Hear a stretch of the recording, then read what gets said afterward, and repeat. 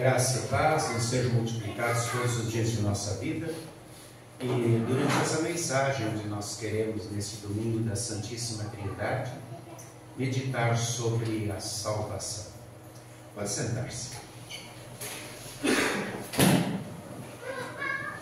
Queridos irmãos, querido irmão, querida irmã, você gosta de filmes e séries? Eu gosto. Eu gosto muito e assisto desde pequeno, principalmente Homem-Aranha, Robin Hood, Sherlock Holmes. Acho interessante aquele menino que, por causa de uma picada de uma aranha mutante, recebeu poderes de jogar teias e sair se pendurando entre os prédios. E quando era menino, eu pensava que eu podia fazer isso também um dia. Claro, naquela época não tinha filme, era só desenho. Quanto ao Robin Hood, aquele guerreiro que voltou para casa e de repente, chegando em casa, viu que havia um rei, um governo totalmente corrupto que explorava através de altos impostos o seu povo e castigava o povo. E ele então resolve roubar dos ricos para ajudar os pobres e os oprimidos. E Sherlock Holmes, com sua perspicácia, com sua inteligência, sempre usando a lógica do pensamento, solucionando tantos crimes. Talvez você pense num herói como o Super-Homem, como o Batman, como o Wolverine, gostaria de ser igual. Talvez um aventureiro tipo Indiana Jones, ou um agente secreto tipo 007. Ou de repente as meninas, poxa, como eu gostaria de ter um romance tão bonito como a Rose do Titanic. Ou ser forte e poderosa como a Mulher Maravilha. Ou charmosa, atraente como a Mulher Gato. Muitos filmes são baseados em histórias reais. A maioria são ficções ou adaptações de livros. Dentre os filmes, nós poderíamos escolher qual nos interessa mais. Hoje nós não vamos projetar ou assistir um filme, mas eu quero convidar vocês para que nós passemos alguns minutos escutando uma história verídica que está registrada num livro que daria um belo filme, não apenas isso, o melhor de todos os filmes. Nesse livro está a maior de todas as histórias, onde todos os protagonistas são personagens maravilhosos e intensos. Com toda certeza, é a maior história de amor já vivida. E se fôssemos dar um nome a esse filme, seria A Sua Salvação, estrelando a Santíssima Trindade e você. Todo bom filme, antes de começar, ele tem um trailer. O trailer, ele mostra algumas partes do filme que é feito para chamar a atenção, nos dá vontade de assistir aquela trama. E a sua salvação não é diferente. O trailer para você está escrito no Evangelho que nós acabamos de ler em João 3,16, onde Jesus diz: porque Deus amou ao mundo de tal maneira que deu seu Filho unigênito para que todo o que nele crê não pereça, mas tenha vida eterna. Entretanto, a história desse filme começa muito antes de Jesus ter proferido essas palavras. Mais ou menos uns 4.000, 5.000 anos antes, quando está registrado assim na Bíblia. No princípio, Deus criou os céus e a terra. Obra maravilhosa desse nosso Deus triuno. Desde um pequeno grãozinho de areia até uma grande montanha. Desde uma pequena formiguinha até a grande baleia que nada nos oceanos. Tudo feito por Deus triuno. E a Bíblia diz que o Pai criava através da palavra. E a Bíblia diz que Jesus é a palavra, o verbo que se fez carne e que o Espírito pairava sobre as águas. A Trindade está O aroma das flores, o calor do sol, o frescor da brisa suave, tudo feito de forma perfeita. Quando então ouve-se a voz de Deus dizendo: terminei. Agora, façamos o homem à nossa imagem e semelhança. E assim foram criados nossos pais, Adão e Eva. Tudo era muito bom. A criação toda ela perfeita para que Adão e Eva coordenassem, vivessem daquilo. Entretanto, acontece uma tragédia. Acontece o pior. Adão e Eva deixam-se enganar por um anjo caído chamado Lúcifer, como está escrito em Isaías 14:14, ele quis ser como o Altíssimo e quis destronar Deus. E agora, ele vem para a terra e engana Eva e Adão, que desobedecem ao Deus, que se rebelam contra Deus. E essa desobediência, essa rebelião nós chamamos de pecado.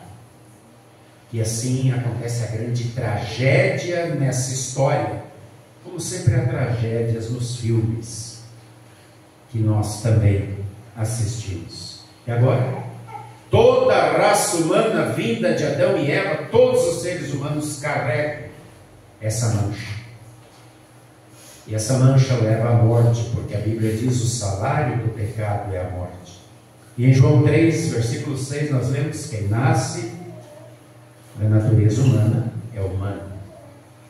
Se fosse o seriado do Chapolin Colorado, seria o momento de dizer: ó, e agora, quem poderá me defender? Mas nessa história não é assim, porque nós mesmos nem nos damos conta que estamos perdidos e condenados, mortos para Deus. Porque o pecado nos envolve tanto que a gente gosta de mentir, a gente gosta de adulterar, a gente gosta de enganar o outro para que a gente se sinta bem, para que a gente triunfe, para que a gente leve a melhor, e a gente acha que muitas vezes que está tudo bem, e a gente não nota que está afastado e morto de Deus. Portanto, somos criaturas inertes no que se refere a crer. Nós não queremos crer. Mas aí a Santíssima Trindade poderia dizer: não contavam com minha astúcia. Em outras palavras, não contavam com meu amor. Apesar da rebelião, apesar do pecado, Ele, o Pai, o Filho e o Espírito Santo, não desistiu de nós. E desde o início, começando lá em Gênesis 3:15, ele promete uma nova chance, uma nova oportunidade de voltar-se para Ele. E a Bíblia, a história da humanidade, está repleta de promessas de que um dia viria um Messias, um Salvador para nos libertar da condenação eterna. E nasceria da mulher, que foi a primeira a pecar, porque ela teria o privilégio de trazer a luz ao mundo o Filho de Deus, que esmagaria a cabeça da serpente. Depois de milênios de promessa, depois de tantas e tantas vezes escutarmos as profecias a respeito do Messias, eis que surge o tempo oportuno. E como lemos em Lucas 30, com seus próprios olhos viram a sua salvação. Que história incrível! Tão incrível, esse nosso Salvador, que não é um super-herói de capa, um rei com espada e com exércitos, como nos próprios filmes são apresentados os grandes heróis. Mas Ele, o próprio Deus, Ele se transforma numa criaturinha como nós, um ser humano. De forma humilde, Ele nasce numa manjedoura. Ele, que é o Deus eterno, o Criador, precisa aprender a falar, a caminhar. Sofre, padece e morre pelos nossos pecados. Como disse Pedro no texto que acabamos de ler em Atos 2, 23 e 24, Deus, por sua própria vontade e sabedoria, já havia resolvido que Jesus seria entregue nas mãos de vocês. E vocês mesmos o mataram por mãos de homens maus, que o crucificaram. Mas Deus ressuscitou Jesus, livrando da morte, porque não era possível que a morte o dominasse. Pronto, tudo resolvido. A sua salvação foi paga com o sangue de Jesus, verdadeiro Deus e verdadeiro homem. A nossa dívida está quitada, como está consumado. Melhor ainda, com a ressurreição de Cristo, está garantida a nossa ressurreição e a vida eterna no céu. Terminou a história? Não terminou. É uma história muito interessante, como eu falei, como um filme, mas todo filme também, no meio, quando parece que está tudo bem, acontece uma reviravolta, não é mesmo? E aqui não é diferente. Eu afirmo que isso é verdade. Ninguém pode ver o reino de Deus se não nascer de novo, disse Jesus hoje em João 3,3 para Nicodemos. Lembram do trailer? Porque Deus amou o mundo de tal maneira que deu seu Filho unigênito para que todo que nele crê não pereça, mas tenha vida eterna. Ou seja, para receber a salvação, o perdão dos pecados e a garantia da ressurreição é preciso crer. Mas nós somos nascidos de pais humanos que têm pecados.